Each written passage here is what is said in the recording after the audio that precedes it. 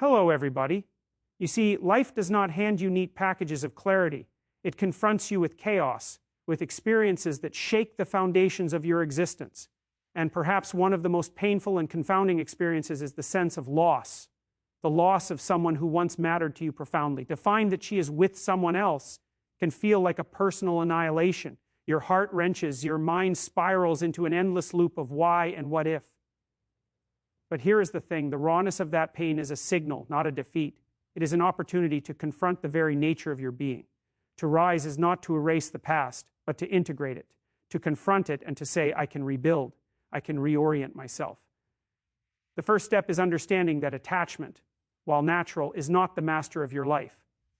Desire and affection are part of what it means to be human, but they should never dictate the trajectory of your moral and psychological growth.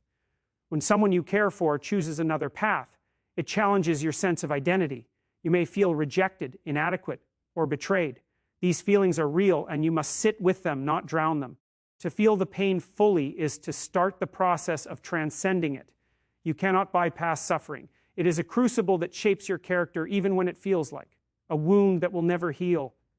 Do not fall into the temptation of resentment or obsession. These are the chains that bind the mind to stagnation. When you focus on what she has chosen, you cede power to the very thing that is beyond your control. Instead, turn your attention to what lies within your dominion. You cannot force someone's heart to turn toward you, nor should you attempt to manipulate the currents of their desire. The path to reclaiming yourself, and perhaps even a place in her life, is not through coercion, but through becoming the person worthy of admiration and love, regardless of her choices. It begins with self-reflection. Look inward and confront the parts of yourself that have been neglected or denied. What are your ambitions? What dreams have you deferred for comfort or fear? What values do you compromise in your pursuit of approval or attachment?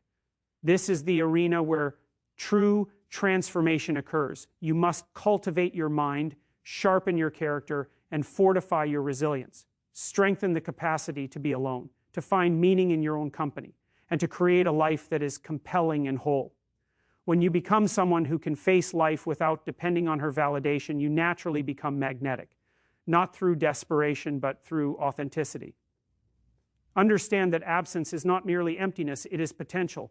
The vacuum left by someone's departure can be filled with growth, exploration, and mastery of self. Learn to harness your energy, channel the ache of longing into creation, into action, into building the life that radiates competence and confidence. When you engage in purposeful activity, the mind finds structure, the heart finds calm. This is where the paradox lies.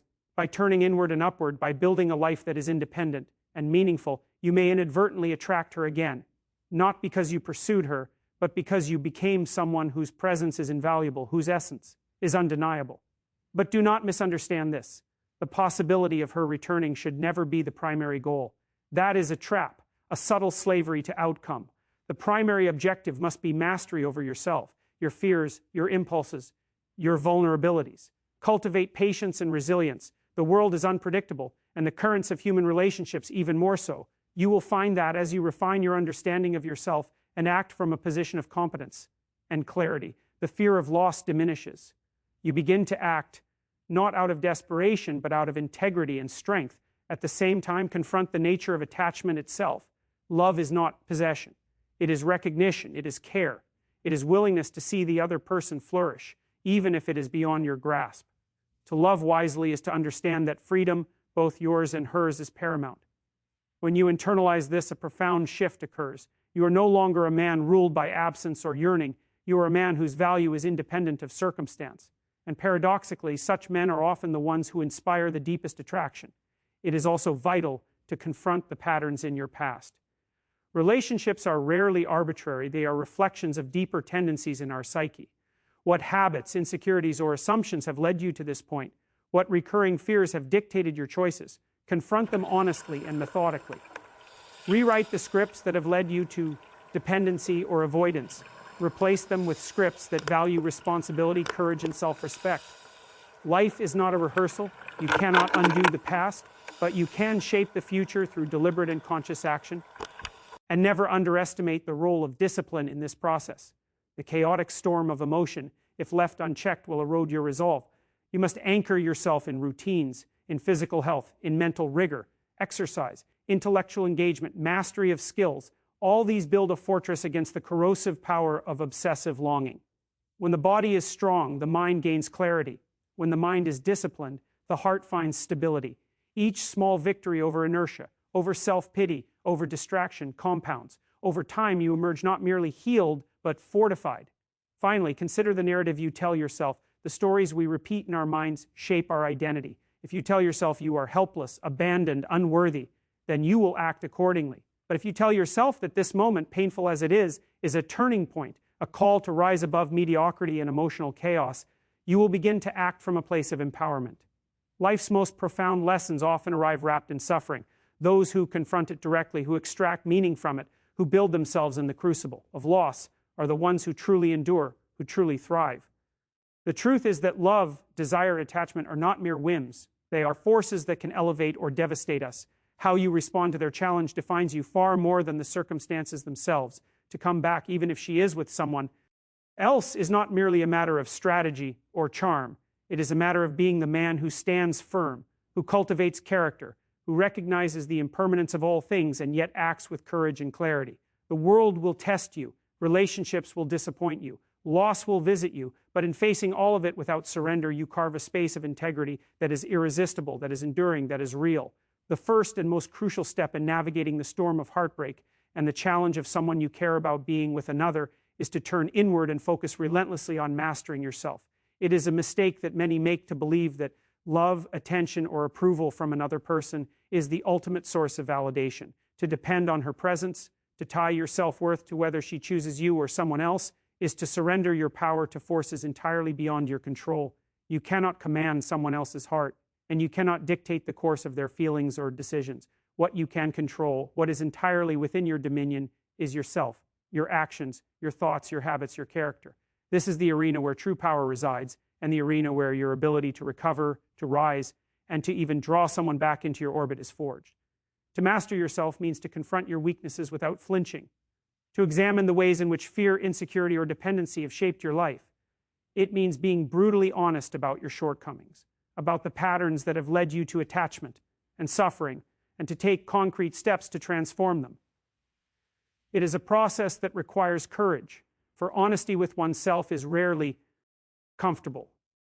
You must first understand that independence is not merely a physical or material state. It is an emotional and psychological condition. It is the ability to find contentment and purpose regardless of external circumstances, regardless of whether she chooses to be with you or not. It is the capacity to stand alone and to be at peace in your own company. When you cultivate this independence, you no longer act from desperation or neediness, which are transparent and repelling to others. Instead, you act from authenticity and strength, which is magnetic and inspiring. The difference is subtle but profound. Many people fail to see that desperation is the enemy of love, that attachment without self-mastery is a form of bondage rather than connection. To master yourself is to ensure that your life is not contingent on her choices. Your days, your ambitions, your growth are yours to command, and no one else can take that away. Self-mastery requires rigorous discipline across all areas of your life. It is reflected in your habits, in the way you manage your mind and body, in how you respond to challenges and setbacks.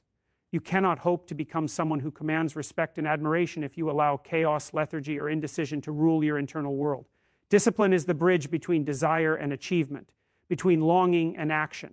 You cultivate it by setting small but consistent goals, by confronting discomfort rather than fleeing from it, by engaging in the work that strengthens both your body and your mind.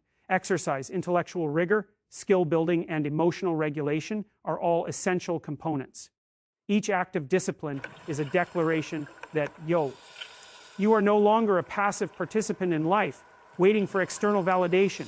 Each small victory over laziness, distraction, or fear compounds, building a foundation of confidence and competence that cannot be shaken by circumstance. Equally important is the cultivation of a clear sense of purpose. To be self-mastered is not simply to be independent. It is to have a direction, a meaningful trajectory that gives structure and urgency to your life. Purpose provides the scaffolding for resilience. It allows you to endure suffering without being consumed by it. When you have a purpose that transcends your attachment to another, heartbreak becomes a catalyst for action rather than a spiral into despair. You redirect the energy of longing, the pain of absence, into creative, productive, and transformative work. Your mind becomes engaged with solving problems, building skill, achieving mastery and contributing to something larger than yourself. In this way, purpose becomes both shield and compass. It protects you from the corrosive effects of obsession and guides you toward growth, competence, and self-actualization. To master yourself also requires the cultivation of emotional intelligence. It is not enough to simply build habits or chase goals. You must understand and regulate your inner world. You must confront your impulses, your fears, your desire for control, and recognize them as part of the human condition, rather than defects. When she is with someone else, your mind may spiral into anger, jealousy, or self-pity. These emotions are natural, but unexamined, they can dominate your behavior, leading to actions that are reactive, desperate, or self-sabotaging. Self-mastery means observing these feelings without being ruled by them. It means acknowledging them, understanding their origins, and choosing how to act despite them. It is the cultivation of patience, restraint, and clarity, a recognition that your value and your identity are not contingent on immediate gratification or external approval. Part of self-mastery is also the development of social and interpersonal competence. While your primary focus is internal, the ability to interact with others effectively, confidently, and authentically is crucial. People are drawn to those who possess self-possession, who operate from integrity and confidence rather than need and anxiety. When you cultivate your ability to communicate, to empathize, to inspire, and to lead, you extend the power of your internal mastery into the external world. You become someone whose presence is compelling, whose essence is respected and admired, not through manipulation, but through genuine competence and character. Furthermore, mastery over yourself involves confronting the reality of impermanence. People come and go, circumstances change, life is inherently uncertain. To anchor your identity to another person's choices is to build on a foundation of sand. By accepting the transitory nature of relationships, you liberate yourself from desperation and obsessive attachment. You understand that value is created, not given, that your worth is intrinsic, not borrowed. You act from a place of strength, not fear, and in doing so, you cultivate a presence that is both resilient and magnetic. It is also essential to understand the paradoxical effect of this mastery. When you focus on yourself, on growth, competent, and authenticity, you no longer seek to manipulate her return. Instead, you become someone who is naturally attractive, not through external charm or coercion, but through internal integrity and capability. By mastering yourself, you create a life that is compelling in its own right, a life that she may be drawn to because it demonstrates strength, clarity, and independence. This is the subtle power of self-mastery.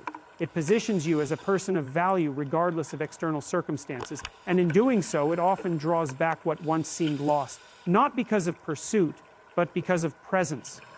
The journey to self-mastery is neither quick nor easy. It demands persistence, honesty, courage, and relentless commitment.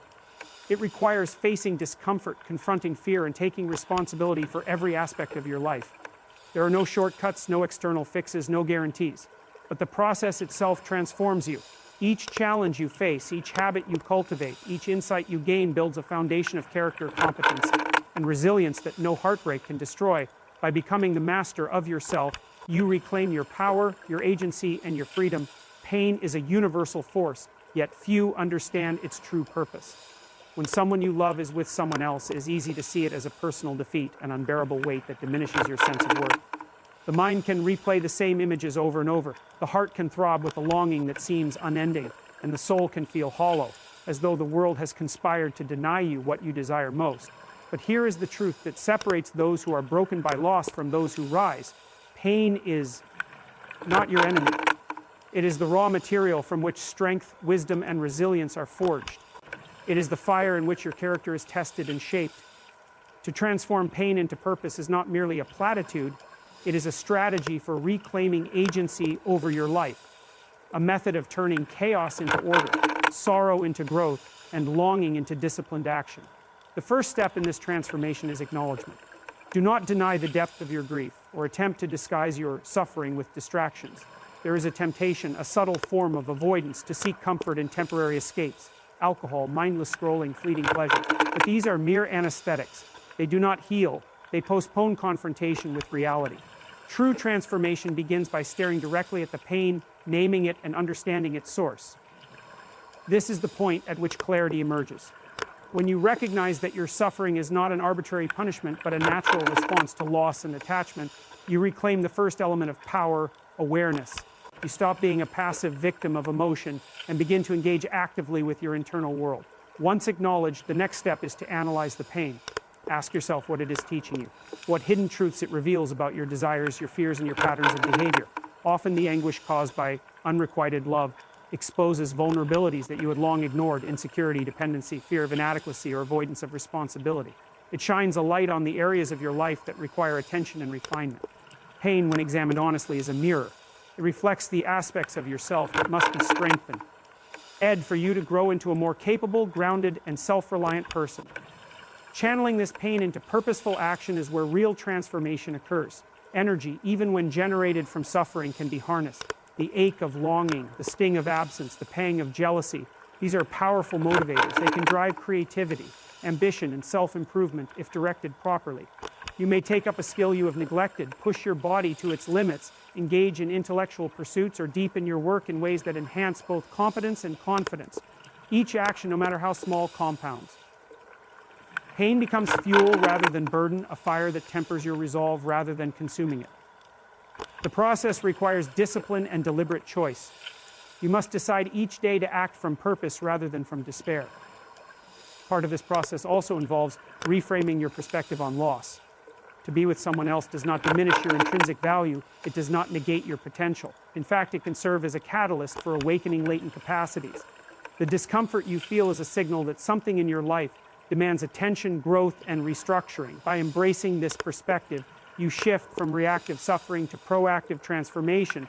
Loss, rather than a void, becomes a space in which new skills, habits, and strengths can emerge.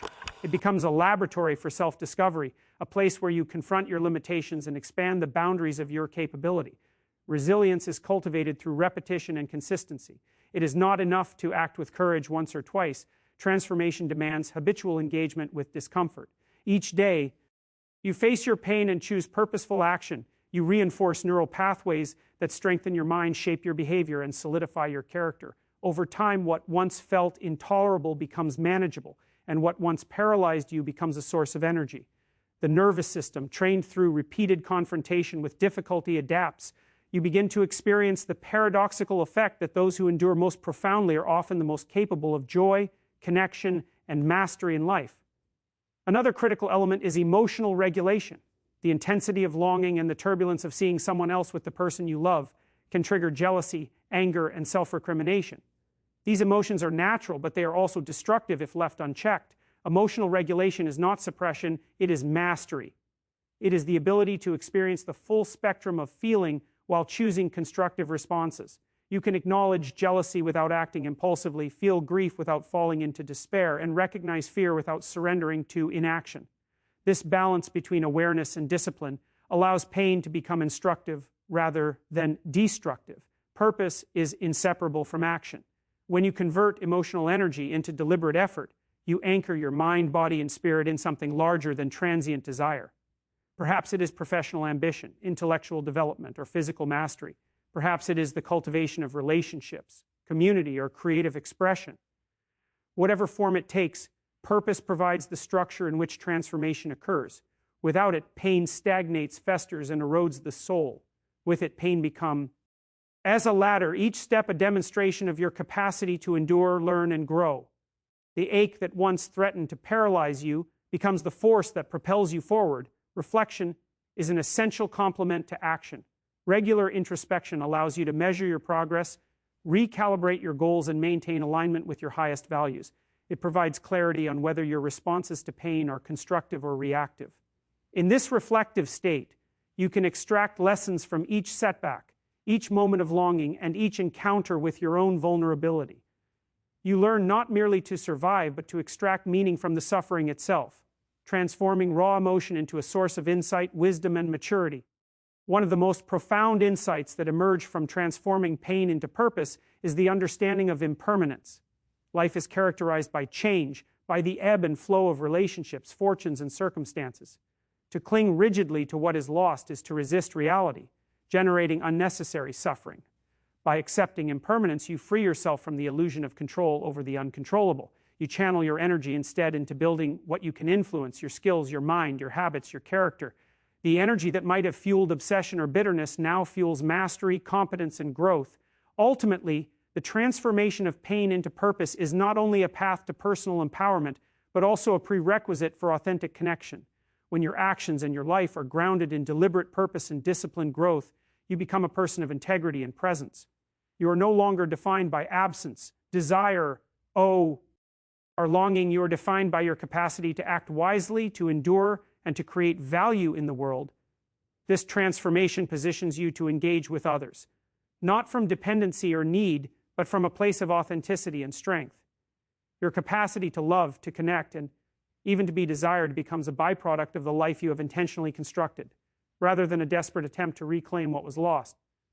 Love is often misunderstood, and perhaps nothing challenges us more profoundly than the realization that the person we care for deeply may be with someone else. Many people interpret love as possession, as control, as something that can be demanded or earned through effort alone, yet true love is something entirely different. It is a force that requires wisdom, patience, and integrity. It is not about forcing another person to return to you or bending circumstances to suit your desires. Love is about the recognition of value, the cultivation of respect, and the willingness to see another person flourish, even when it is beyond your control. To act with integrity in the realm of love is to understand that your value is not measured by another's choice, but by your capacity to be authentic, principled, and strong. Acting with integrity begins with clarity about your own principles and standards. If you approach relationships from a place of desperation or compromise, you are already surrendering to circumstance. The person you care for will sense insecurity and neediness, and even if they return, the foundation will be unstable. Integrity requires that you maintain your commitments to yourself, to your growth, and to your values, regardless of external pressures or outcomes. It is not about rigidity or emotional coldness. It is about being fully present in your truth and acting consistently with the standards you have set for yourself. When you operate from this position, you demonstrate competence, strength, and emotional maturity, qualities that are inherently attractive and magnetic. Part of acting with integrity is respecting freedom, both yours and hers. Love, when it is authentic, cannot be coerced. It cannot be manipulated through guilt, charm, or strategy.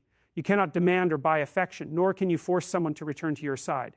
To act wisely in love is to understand the irreducible autonomy of the other person. Their choices are theirs alone, just as your responsibility is yours alone.